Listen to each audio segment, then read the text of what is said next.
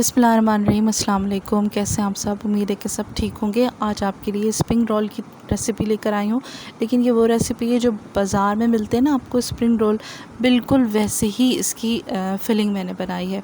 आपको बहुत ज़्यादा पसंद आएंगे, इसको ज़रूर ट्राई करिएगा। अच्छा, एक छोटे साइज़ का मैंने कैबेज लिया है, 2 बॉयल अंडे लिए हैं और 1 कप के करीब मैंने चिकन ली है। कैबेज को बिल्कुल अच्छे से बारीक बारीक आपने काटना है। जितना बारीक काटेंगे उतना अच्छा इसका फ्लेवर आएगा। ज़्यादा स्पाइसेस नहीं रहेंगे इसमें और इसका टेस्ट बहुत अच्छा होगा। अच्छा, अगर आप मेरे चैनल पे नए हैं तो ज़रूर मेरे चैनल को सब्सक्राइब करिए और मेरे चैनल का विज़िट भी करिए, आपको अच्छी अच्छी रेसिपीज़ भी मिलेंगी। अच्छा, अंडे को मैंने बारीक बारीक चॉप कर लिया है, रफली चॉप किया। आप चाहें तो इसमें अंडे की क्वांटिटी बढ़ा सकते हैं। ये जो मिक्सचर मैंने तैयार किया है, इससे तकरीबन 15 से 20 रोल आराम से बन जाते हैं।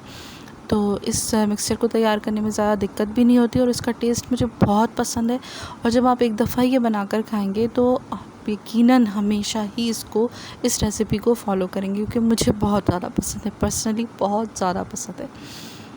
और भी बहुत सारे डिफरेंट आप स्प्रिंग रोल की जो है मुख्तलिफ़ वेजिटेबल के साथ बना सकते हैं, मगर ये सबसे ज़्यादा यूनिक और अच्छी लगती है, इसीलिए मैंने आपके साथ शेयर की है। सॉल्ट डाला है, ब्लैक पेपर डाला है, चिली फ्लेक्स डाले हैं और इसके अलावा कुछ भी नहीं डाला। इसको अच्छे तरीके से हम मिक्स करके थोड़ी देर के लिए रख लेंगे।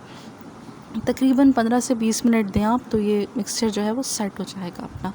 और उसके बाद अपने आटे को घोलकर एक लिक्विड सा बना लेना है, जिससे आप स्प्रिंग रोल की पट्टियों को जॉइन कर सकते हैं। अब ये पट्टियाँ मैंने ली हैं, आप चाहें तो घर में भी बना सकते हैं, लेकिन मैंने बाज़ार से ली हैं। फिर इसको एक साइड पर रख कर अच्छा टाइटली पैक करना है, उसी से आपका अच्छा जो है वो फ्लेवर आएगा उसका। वरना अगर लूज़ लूज़ रहेगा तो फिर वो मज़ा नहीं आएगा उसमें। और इसको अच्छे से पैक करके फोल्डिंग मेथड आप देख लीजिए, इस तरीके से आप सारे रोल बना लीजिए। आप इसको फ्रीज़ भी कर सकते हैं तकरीबन 15 से 20 दिन के लिए, और सारे बनाकर आप फ्रीज़ कर लें, जब चाहें तो आप निकाल लें।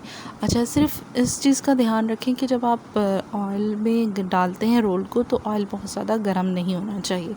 आहिस्ता आहिस्ता वो टेम्परेचर लेगा तो उससे आपकी क्रिस्पी बहुत बनते हैं। ऐसा भी ना हो कि बिल्कुल ऑयल ठंडा हो। ये कलर आया है इसका फाइनल, और ये कलर भी आपको नज़र आ रहा होगा। फिलिंग भी देख लें कितने मज़ेदार और कितनी अच्छी है। आप इसको ज़रूर ट्राई करिएगा, अपना फ़ीडबैक दीजिएगा। मैं आपसे मिलूँगी फिर किसी अच्छी सी रेसिपी के साथ। तब तक के लिए अल्लाह हाफ़िज़।